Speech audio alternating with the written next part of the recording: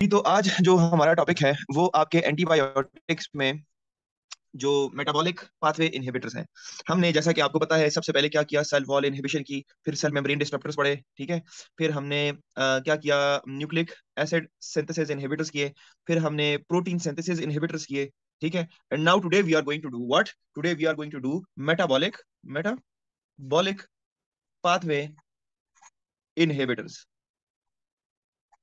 ये हमारा आज का टॉपिक होगा। मेटाबॉलिक पाथवे आपके पास वो वाला पाथवे होता है जिस पाथवे को कवर करके एक बैक्टीरिया अपने मेटाबोलाइट्स पूरे करता है, या अपने जो सेल के अंदर यूज होने वाले चीजें हैं वो पूरा करता है, ठीक है जी। इंग्रेडिएंट्स हो गए, कंटेंट्स हो गए, क्या कहूँ, कुछ भी चीजें होती हैं सेल को दरकार चीजें होती हैं, वो इस पाथवे से पूरा करता है मेटाबॉलिक पाथवे के जरिए, ठीक है जी। अब आपको ये बात याद रखनी चाहिए कि पाथवेज में हम सब मेटाबोलाइट्स के बारे में नहीं पढ़ेंगे, ठीक है, सारे मेटाबोलाइट्स पाथवे के बारे में नहीं पढ़ेंगे। एक जो सबसे जरूरी पाथवे होता है आपकी बैक्टीरियल सेल में, वो पाथवे पढ़ेंगे, और वो कौन सा होता है आपका folic acid pathway, folic acid synthesis pathway, ठीक है जी। ये वो पाथवे होता है which is very much the most important pathway in the bacterial pathway, ठीक है जी। सारे पाथवेज में सबसे इंपॉर्टेंट पाथवे ये होता है, उसकी वजह ये है क्योंकि ये मतलब आपकी बॉडी में जो, सॉरी, बैक्टीरियल बॉडी में, बैक्टीरियल सेल की बॉडी में जो फॉलिक एसिड होता है, ये फॉलिक एसिड क्या करता है, ये पहले आपके पास फॉलिक एसिड बन जाता है, ठीक है। फॉलिक एसिड सिंथेसिस पाथवे के जरिए फॉलिक एसिड बन गया, ठीक है जी। फिर फॉलिक एसिड जब बन जाता है तो वो folic acid as a precursor या एज अ इंग्रेडिएंट या एज अ न्यूट्रिएंट ऐड होता है for the synthesis of what, for the synthesis of DNA और आरएनए, ठीक है जी। तो ये न्यूक्लियोटाइड्स हैं, ठीक है, और ये फॉलिक एसिड के जरिए ये न्यूक्लियोटाइड बनते हैं। कैसे बनते हैं, क्योंकि उसकी वजह ये है कि आपका जो फॉलिक एसिड होता है ये बेसिकली एक विटामिन की तरह काम, ये इट इज बेसिकली विटामिन, ठीक है।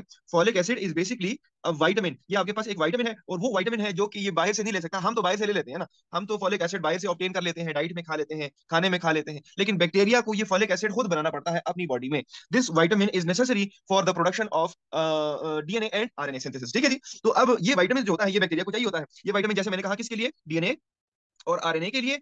और इसके साथ साथ कुछ आपके न्यूक्लियोटाइड्स होते हैं, ठीक है। न्यूक्लियोटाइड से फिर क्या बनते हैं, बेसिकली डीएनए और आरएनए किस तरह होता है, पहले न्यूक्लियोटाइड्स बनते हैं, इस फॉलिक एसिड के जरिए न्यूक्लियोटाइड्स बनते हैं, और न्यूक्लियोटाइड्स फिर क्या बनाते हैं, अमाइनो एसिड्स बनाते हैं ना, ऐसे ही है ना, अमाइनो एसिड्स बनाते हैं, और ये अमाइनो एसिड्स फिर क्या करते हैं, फिर आपके पास डीएनए और आरएनए बनाते हैं। तो आरएनए एंड डीएनए सिंथेसिस के लिए आपको क्या चाहिए, आपको न्यूक्लियोटाइड्स और अमाइनो एसिड्स चाहिए। अमाइनो एसिड्स और न्यूक्लियोटाइड्स कौन बनाता है, आपका फॉलिक एसिड विटामिन बनाता है। ये विटामिन हम ह्यूमंस जो होते हैं बाहर से ले लेते हैं, डाइट में ले लेते हैं, लेकिन बैक्टीरिया ने इस पाथवे के जरिए इसको बनाना होता है, फॉलिक एसिड पाथवे के जरिए इस फॉलिक एसिड को बनाना होता है, ठीक है जी। तो हम पहले वो पाथवे पढ़ेंगे, ठीक है जी। और पाथवे पढ़ने के बाद हम देखेंगे कि जी हम इस पाथवे को कहां कहां पर ब्लॉक कर सकते हैं। तो बेसिकली हम जो ड्रग्स पढ़ेंगे वो ड्रग्स कौन सी होंगी, फॉलिक एसिड एंटागोनिस्ट ड्रग्स होंगी, ठीक है जी। आपकी बुक के मुताबिक इन ड्रग्स को क्या कहा जाता है, इन ड्रग्स को फॉलिक एसिड सिंथेसिस जो इनहिबिटर्स होते हैं इनको हम क्या कहते हैं, फॉलिक एसिड एंटागोनिस्ट कहते हैं, ठीक है जी। तो ये एंटागोनिस्ट हम आज पढ़ेंगे। जैसे मैंने कहा कि फॉलिक एसिड एंटागोनिस्ट पढ़ने से पहले हमने क्या पढ़ना है, फॉलिक एसिड की सिंथेसिस पढ़नी है, ठीक है जी। तो बैक्टीरियल सेल के अंदर क्या होता है कि फॉलिक एसिड की सिंथेसिस होती है, ठीक है। और उस सिंथेसिस के कुछ स्टेप्स होते हैं, हम वो स्टेप्स बारी बारी लिखेंगे, और फिर आपको आराम से पता चल जाएगा कि हमने किस जगह पर इस स्टेप को ब्लॉक किया है, ठीक है। So this is the folic acid synthesis. Folic acid synthesis करने से पहले शुरू शुरू स्टेप में क्या होता है कि बैक्टीरिया दो कंपाउंड्स अटैच करता है, ठीक है। एक बैक्टीरिया के पास होता है जी टिरिडीन, पी से आता है लेकिन ये पी साइलेंट होता है, so this is the first step, ठीक है। टिरिडाइन, टिरिडाइन बोल लें या टिरिडीन है जो भी है।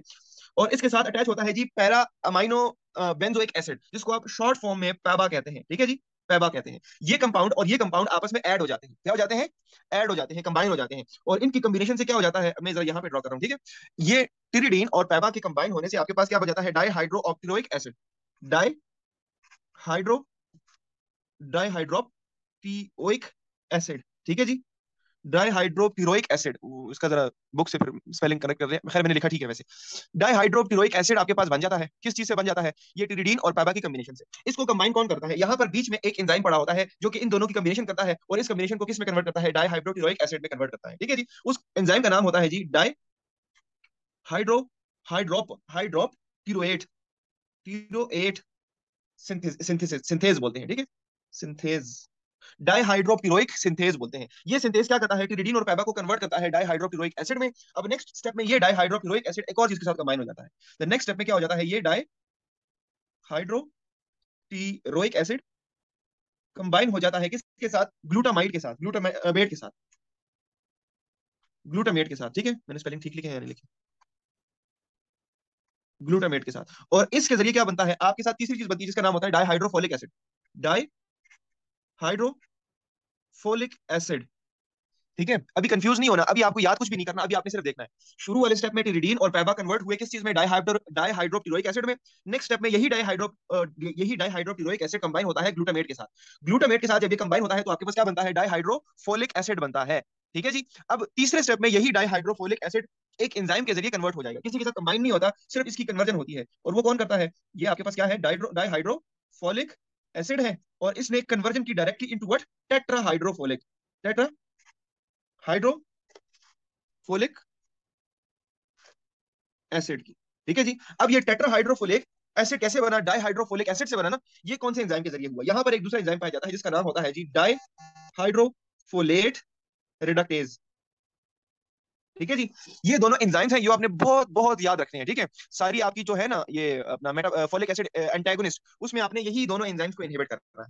ठीक है, अब हमने आखिर में क्या बनाया, टेट्राहाइड्रोफोलिक एसिड बनाया ना, टेट्राहाइड्रोफोलिक एसिड ही आपके पास एक्टिव फोलिक एसिड होता है। मेटाबॉलिकली जो यूज होने वाला, आगे इस्तेमाल होने वाला जो फोलिक एसिड है वो आपके पास कौन सा होता है, टेट्राहाइड्रोफोलिक एसिड है। This is actually what, this is the metabolically the metabolically active folic acid. ठीक है जी। ये आपके पास मेटाबॉलिकली फॉलिक एसिड है जो कि एक्टिव होता है और आगे काम आएगा, आगे अपना न्यूक्लियोटाइड्स और अमीनो एसिड सिंथेसिस में काम आएगा। अब ये टेट्राहाइड्रोफोलेट आपने बनाना है तो क्या हो गया, फॉलिक एसिड बन गया और फॉलिक एसिड अपना काम करेगा। अगर आप फॉलिक एसिड को स्टॉप करते हो, मेटाबोलाइट पाथवे को इनहिबिट करते हैं, तो आपने कहीं पर स्टॉप लगाना है इस पूरे पाथवे में। पाथवे स्टार्ट होता है आपके टिरिडीन और पैबा से और खत्म होता है टेट्राहाइड्रोफोलेट सिंथेसिस में। आपने क्या करना है, आपने कहीं ना कहीं स्टॉप लगाना है इसको। ठीक है, तो आप स्टॉप कहां लगा सकते हैं, आप या तो इस एंजाइम को ब्लॉक कर दे या तो आप इस एंजाइम को ब्लॉक कर दे, ऐसा ही है ना, ऐसा ही कर सकते हैं ना। आप दोनों एंजाइम्स में से किसी भी एंजाइम को रोकेंगे तो क्या आगे प्रोसेस होगा, आगे प्रोसेस होगा, एट द एंड आपके पास फॉलिक एसिड बनेगा, टेट्राहाइड्रोफोलिक एसिड बनेगा, नहीं बनेगा। तो आपको यही चाहिए ना, आपको फॉलिक एसिड को सिंथेसिस नहीं होने देना, you want to antagonise folic acid synthesis, तो उसके लिए आप इस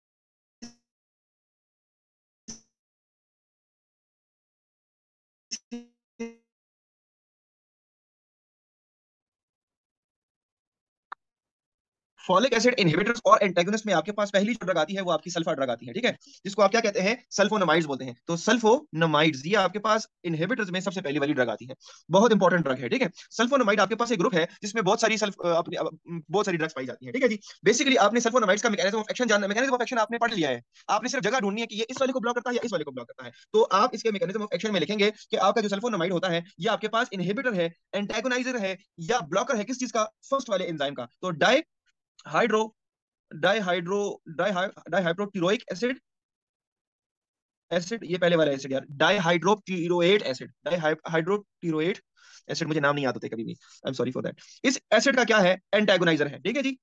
तो ये एंटागोनाइजर किस चीज का है, पहले वाले स्टेप का, पहला वाला स्टेप नहीं होगा तो डाईहाइड्रोक्लोरिक एसिड नहीं बनेगा, डाईहाइड्रोक्लोरिक एसिड कन्वर्ट नहीं होगा, डाईहाइड्रोफोलिक एसिड में नहीं कन्वर्ट होगा और आपके पास फोलिक एसिड नहीं बनेगा। ये आपके पास किस चीज को एंटागोनाइज करता है, पहले वाले एंजाइम को। ठीक है जी।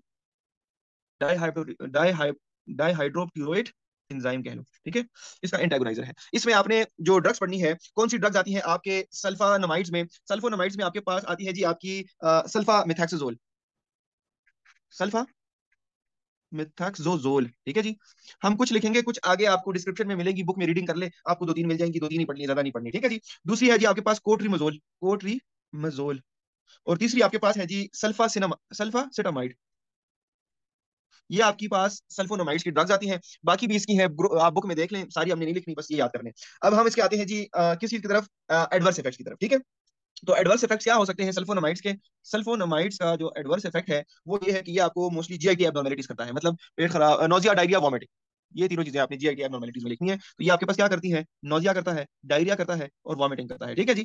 फिर आपकी फोटो सेंसिटिविटी के साथ बड़ा कॉमन है, फोटो सेंसिटिविटी से मुराद ये है कि स्किन पे रैशेस बनना स्टार्ट हो जाते हैं, अगर स्किन पर सन वगैरह, वैसे भी रैश निकल जाते हैं लेकिन धूप से फिर इजीली रैशेस निकलते हैं, तो रैशेस अलग से भी आ सकते हैं, फोटो सेंसिटिविटी भी होती है। ठीक है जी। इसमें आपके पास जो चीज है, मोस्ट कॉमनली तो नहीं है, बड़ा कम होता है, लेकिन अगर हो जाए तो क्या हो सकता है, आपको रीनल स्टोन्स बन सकते हैं। ठीक है, रीनल स्टोन्स बन सकते हैं, चूंकि इसकी जो मेटाबोलाइजिंग होती है वो लिवर में होती है, इस वजह से आपको हेपेटोटॉक्सिसिटी भी कर सकता है, तो hepatotoxicity can also be there. ठीक है जी। इसके अलावा भी एक दो तीन कह लें कि आपके पास बोन मैरो सप्रेशन करता है, बोन मैरो सप्रेशन का मुराद ये है, ये किसी किसी को होता है, सबको नहीं होता। ठीक है, बोन मेरो सप्रेशन करता है। बोन मेरो सप्रेशन से मुराद ये है कि आपका जो बॉडी में होता है ना, वो ब्लड बनता है जहां से, क्या कहते हैं उसको, कौन सा प्रोसेस होता है जिससे ब्लड बनता है, न्यू ब्लड, एरिथ्रोपोइसिस वाला, ठीक है, वो वाला सिस्टम नहीं होता। तो आपके पास white blood cells, red blood cells, सारा सारा काम हो जाता है। एक जो कॉमन सिंड्रोम है जिसके साथ ये सल्फोनामाइड्स बड़े अटैच होते हैं, ठीक है, बड़ा उससे मतलब रिलेटेड है, वो है ये कि ये स्टीवन जॉनसन सिंड्रोम करता है, ठीक है। तो इसको आप डिटेल में पढ़ लें, किस तरह करता है, कैसे करता है, ये मैंने नहीं पढ़ा, लेकिन इतना है कि एडवर्स इफेक्ट्स में इसका ये चीज भी है। अगर आपसे पूछा जा सकता है कि sulfonamides are known to be causing which syndrome, तो आप कह सकते हैं स्टीवन जॉनसन सिंड्रोम, ठीक है जी। ये सल्फोनामाइड्स की ड्रग्स आ गई, ये इनके एडवर्स इफेक्ट्स आ गए, और ये उनका मैकेनिज्म ऑफ एक्शन ये है कि ये पहले वाले उसको ब्लॉक करते हैं, ठीक है जी। इसके अलावा क्या पढ़ना है आपने, इसके अलावा तो और खैर कुछ भी नहीं है। बुक में आपको थोड़ा सा डिटेल दिया गया है, ठीक है, मैं बुक की तरफ नहीं जा रहा। बुक में अगर हम फार्माकोकाइनेटिक्स पढ़ेंगे, वो आपको अभी तक समझ आ गया होगा कि फार्माकोकाइनेटिक्स में हम क्या पढ़ते हैं, फिर भी आपने बुक से रीड कर लेना और आपको समझ आ जाएगा, ठीक है। If you want me to repeat it, तो क्या हो सकता है जी, फार्माकोकाइनेटिक्स में हम इसकी एब्जॉर्प्शंस पढ़ते हैं, ठीक है। फार्माकोकाइनेटिक्स में हम इसकी क्या पढ़ते हैं, एब्जॉर्प्शंस पढ़ते हैं। तो एब्जॉर्प्शन में आप क्या कहेंगे कि ओरली ले सकते हैं कि नहीं ले सकते, बिल्कुल ले सकते हैं। ये आपके पास आईवी ले सकते हैं कि नहीं ले सकते, आईवी ले सकते हैं, लेकिन ये आईवी सिर्फ और सिर्फ उन पेशेंट्स के लिए रिजर्व किया जाता है जो लोग ओरली नहीं ले सकते, मतलब वो कोमा में हो, वो मतलब ओरली इंटेक उनका बंद हुआ हो वगैरह वगैरह, तो आप उनको फिर आईवी भी दे सकते हैं।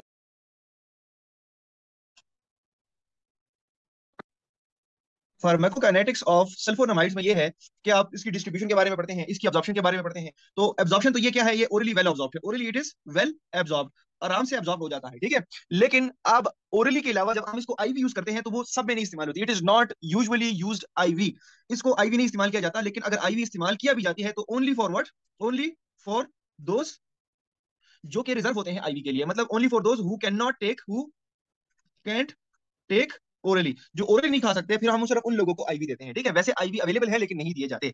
इसके अलावा हम इसको क्या टॉपिकली भी यूज कर सकते हैं, टॉपिकली नहीं इस्तेमाल किया जाता, अच्छा normally it is not topically use, लेकिन अगर आप टॉपिकली इस्तेमाल करने के चक्कर में है तो topically only it is used in burns, ठीक है। अगर क्या हो जाए, बर्न्स हो जाए, बर्न यूनिट है, तो बर्न यूनिट में लोगों का क्या होता है, बर्न बर्निंग होती है ना, स्किन बर्निंग होती है, तो स्किन की बर्निंग की वजह से पोस्ट बर्निंग सेप्सिस होने का खतरा होता है। उस सेप्सिस को कंट्रोल करने के लिए आप टॉपिकली ऊपर स्किन के ऊपर डाल देते हैं, वो क्या करता है, वो जो बैक्टीरियल ग्रोथ होती है उस स्किन के ऊपर जो ग्रोथ हो रही होती है उसको रिस्ट्रिक्ट कर देती है। तो topically it is only used in burns, ठीक है जी। IV it is only used for those who can not take orally, and normal people में हम इसको ओरली इस्तेमाल करते हैं। अभी तो इस्तेमाल भी नहीं होती, लेकिन फिर भी कोई जो जो अंडर डेवलप्ड कंट्रीज में इस्तेमाल होता है वो इसको ओरली इस्तेमाल करते हैं, ठीक है जी। इसके अलावा जब हम इसकी डिस्ट्रीब्यूशन के बारे में बात करते हैं तो हम कहते हैं कि इट कैन पेनिट्रेट और क्रॉस ऑल बैरियर्स या मेम्ब्रेन्स, ठीक है, बॉडी में जितने भी मेम्ब्रेन्स हैं, ठीक है जी, उन सबको ये क्रॉस करने का ताकत रखता है। फॉर एग्जांपल देयर इज आपका ब्लड ब्रेन बैरियर है, ठीक है, ब्लड ब्रेन बैरियर को क्रॉस कर सकता है। ब्लड ब्रेन बैरियर के अलावा ये किसको, ये फिर जाके सीएसएफ को मतलब पहुंच सकता है। अगर वो इन्फ्लेम ना भी हो तब भी क्रॉस कर सकते हैं। नॉर्मली तो एक दवाई तब वहां पर क्रॉस करती है जब वहां पर इन्फ्लेमेशन होती है, वो क्रॉस कर जाता है मेनिंजेस को, लेकिन अगर मेनिंजेस यहाँ पे इन्फ्लेम नहीं भी है तब भी ये ब्लड ब्रेन बैरियर को क्रॉस कर सकता है, ठीक है जी। इसके अलावा ये आपके प्लेसेंटा में भी जा सकता है, ठीक है जी। और इसके अलावा ये क्या कहते हैं, अपना ब्रेस्ट मिल्क में भी जा सकता है, ठीक है जी। और इसके अलावा क्या हो सकता है, अपना और कौन से होते हैं बैरियर, सब बैरियर्स में क्रॉस कर सकता है, ठीक है जी। तो ये इसकी डिस्ट्रीब्यूशन हो गई, मतलब ये है कि it can distribute into all the layers, all the barriers of the body, ठीक है जी। जब इसकी मेटाबोलाइजेशन की बात करते हैं तो हम कहते हैं it is primarily metabolised by the liver, ठीक है जी। और इसी वजह से इसको अगर हो जाए तो ये हेपेटोटॉक्सिसिटी भी कर सकता है, ठीक है जी। अब मेटाबॉलिज्म की भी बात होगी, एक्सक्रीशन कहां से होती है, एक्सक्रीशन इसकी किडनी से होती है, किडनी से इसकी एक्सक्रीशन होती है, ठीक है जी। ये आपके पास इसके क्या आ गए, फार्माकोकाइनेटिक्स प्रॉपर्टीज आ गई। एडवर्स इफेक्ट्स आप लोगों ने पढ़ लिए। एडवर्स इफेक्ट्स इसका ये है कि किडनी में स्टोन बना सकता है, लिवर की हेपेटाइटिस कर सकता है, फोटोसेंसिटिविटी कर सकता है, आपको बोन मैरो सप्रेशन कर सकता है, वगैरह वगैरह आपने सब पढ़ लिया है, ठीक है जी। तो ये आपके पास किसकी बात होगी, यहाँ पर आपके पास सल्फोनामाइड्स खत्म हो गए। अब सल्फोनामाइड्स के बाद हमारे पास जो दूसरा टॉपिक है वो क्या है, दूसरी ड्रग कौन सी इस्तेमाल होती है। दूसरी ड्रग आपके पास जो इस्तेमाल होती है वो एक ही ड्रग है, उसमें आपके पास ड्रग की कैटेगरीज नहीं है, वो एक ही ड्रग आती है ट्राइमेथोप्रिम के नाम से। किस नाम से जी, ट्राइमेथोप्रिम। द नेक्स्ट ड्रग, ठीक है जी, the next drug used in कौन सा, यूज्ड इन अपना फॉलिक एसिड पाथवे इनहिबिशन, वो आपके पास क्या है, ट्राइमेथोप्रिम, ठीक है जी। ये आपके पास सेकंड ड्रग है। ट्राइमेथोप्रिम कहां पर काम करती है, इसका मैकेनिज्म ऑफ एक्शन सिर्फ ब्लॉकेज है, ठीक है जी। और कहां पर ब्लॉकेज करती है, जो सेकंड आपके पास जो एंजाइम था उसका जो नाम था जी डाइहाइड्रोफोलेट रिडक्टेज, डाइहाइड्रोफोलेट रिडक्टेज इनहिबिटर, ठीक है जी। तो ये उसकी इनहिबिशन कराता है। डाइहाइड्रोफोलेट रिडक्टेज जब इनहिबिट हो जाए तो क्या हो जाएगा, फॉलिक एसिड बनेगा, टेट्रा बनेगा, टेट्रा हाइड्रोफोलेट बनेगा, टेट्रा हाइड्रोफोलिक एसिड बनेगा, नहीं बनेगा, और टेट्रा हाइड्रोफोलिक एसिड नहीं बनेगा तो आपके पास फोलिक एसिड नहीं है और आगे प्रोसेस भी नहीं हो रहा, ठीक है जी। ये आपके पास इतना कोई कॉमनली इस्तेमाल होने वाला ड्रग नहीं है, लेकिन फिर भी इसको कॉम्बिनेशन किया जाता है, कंबाइन किया जाता है सल्फा के साथ, तो फिर इसका इफेक्ट अच्छा आता है। अकेले सल्फा इस्तेमाल करते हैं तो इफेक्ट नहीं आता है इतना, लेकिन ट्राइमेथोप्रिम इस वजह से मशहूर है because it is usually combined with sulfonamides, ठीक है जी। ट्राइमेथोप्रिम का यही काम है कि ये डाइहाइड्रोफोलिक रिडक्टेज को इनहिबिट करता है, ठीक है जी। इसके अलावा जब हम इसके उसकी बात करते हैं, अपना एडवर्स इफेक्ट्स की बात करते हैं, तो एडवर्स इफेक्ट इसके क्या है जी, इसके एडवर्स इफेक्ट्स मोस्टली आपके पास जी आए होते हैं, ठीक है जी। और जी में भी कौन सा, अपसेट स्टमक, अपसेट स्टमक, ठीक है जी। ये नोजिया और वॉमिटिंग, नोजिया हो सकता है, वॉमिटिंग नहीं होती, ठीक है जी, नोजिया नोजिया हो सकता है, वॉमिटिंग नहीं हो सकती, और इसके साथ भी एक रैश आती है, ठीक है जी, तो रैशेस भी कॉज कर सकता है। ये आपके पास क्या है, ये आपके पास कहानी होगी ट्राइमेथोप्रिन की, ठीक है जी। अब ट्राइमेथोप्रिन को जब आप बुक से पढ़ते हैं तो जाहिर सी बात है बुक में तो फिर सारी चीजें डिटेल दी गई है ना, अपसेट अपना स्पेक्ट्रम वगैरह, फार्माकोकाइनेटिक्स वगैरह, मेरे ख्याल से आप वो खुद भी पढ़ सकते हैं, ठीक है। लेकिन फिर भी आपकी जब इसकी स्पेक्ट्रम की बात करते हैं तो हम मोस्टली इसको सल्फोनामाइड के साथ कंबाइन करते हैं, सल्फा प्लस ट्राइमेथोप्रिन, ये कंबाइन होकर आती है, ठीक है जी। और अगर स्पेक्ट्रम की बात करें तो it is mostly use in the UTIs, जो यूटीआई होता है ना, अपर यूरिनरी ट्रैक्ट इन्फेक्शन और लोअर यूरिनरी ट्रैक्ट इन्फेक्शन दोनों में इस्तेमाल होती है, ठीक है। और मतलब सिस्टाइटिस प्रोस्टाइटिस सब में इस्तेमाल होती है, यूरिथ्राइटिस में भी इस्तेमाल होती है। ये आपके पास स्पेक्ट्रम की कहानी हो गई। स्पेक्ट्रम के अलावा फिर हम क्या बात करते हैं, इसके फार्माकोकाइनेटिक्स की बात करते हैं। तो फार्माकोकाइनेटिक्स में हम क्या करते हैं, हम कहते हैं जी ओरली अच्छा खासा एब्जॉर्ब हो जाता है, तो आप ओरली इसको वेल, मतलब इट इज वेल अब्जॉर्ब, तो आप ओरली इसको इस्तेमाल कर सकते हैं, ठीक है जी। इसको आईवी नहीं इस्तेमाल किया जाता, ठीक है। आपके पास ये अगर डिस्ट्रीब्यूशन की बात करें तो ये वाइडली डिस्ट्रीब्यूटेड है। वाइडली डिस्ट्रीब्यूटेड का मतलब ये है कि ये बॉडी के बहुत सारे लेयर्स को क्रॉस कर सकता है, सीएसएफ में पहुंच सकता है, ब्रेस्ट को मिल्क में आ सकता है, अपना अपना दूसरा कौन सा होता है, अपना ये सारी लेयर्स को क्रॉस करके जा सकता है, ठीक है जी। डिस्ट्रीब्यूशन इसकी अच्छी है। जब हम इसकी मेटाबॉलिज्म की बात करते हैं तो ये लिवर में होती है, लिवर में इसकी मेटाबोलाइजेशन हो जाती है, ठीक है जी। और एक्सक्रीशन कहां से होती है, किडनी से एक्सक्रीशन हो जाती है, किडनी से एक्सक्रीशन हो जाती है। ये इसकी फार्माकोकाइनेटिक्स की बारी आ गई, ठीक है जी। एडवांस इफेक्ट भी पढ़ लिया, स्पेक्ट्रम भी पढ़ लिया, फार्माकोकाइनेटिक्स की भी बात हो गई, ठीक है जी।